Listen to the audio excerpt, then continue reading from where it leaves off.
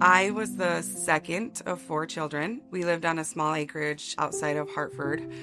My dad worked. My mom stayed home with us if we wanted to do something, but she didn't think Dad would say yes. She would call me churcher, because when I was little, she'd say, "Do you want to do this?" I'd say, "Chur," instead of sure. So she'd say, "Churcher, go ask your dad."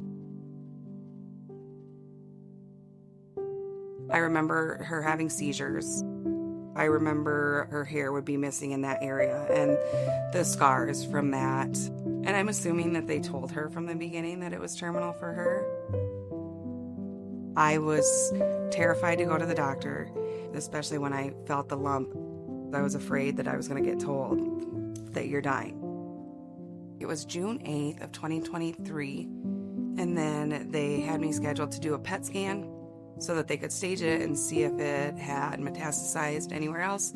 So I remember when they called, she was like, "Well, the good news is it hasn't spread, but there's something that we don't know what was going on in your abdomen.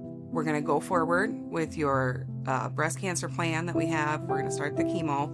In the meantime, we'll get you scheduled so that we can biopsy what's in your abdomen." When that biopsy came back as leiomyosarcoma, they said we should really do the genetic testing, given your family history and your age, and now you have 2 primary cancers. And then that came back shortly after with what's called Li-Fraumeni syndrome.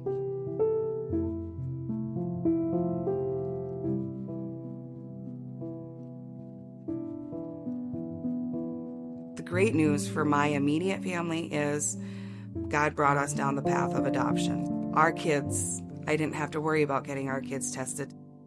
Of my siblings, my 2 sisters were negative. My brother is positive.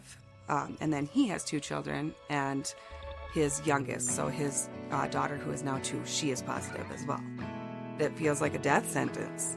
But our mindset has now shifted. I mean, I think there's ups and downs with it. My mother didn't have this opportunity, He now knows, his daughter knows, and we can just be that much farther ahead of it and catch things earlier. So Mayo Clinic and Sanford worked together. So I was able to do all my treatments at Sanford, but my doctors at Sanford worked with them on the leiomyosarcoma aspect of it. So I did chemo all throughout that summer of 2023 in hopes that it would shrink some, because he said in order to get clear margins, he was going to have to take a lot of my small intestines.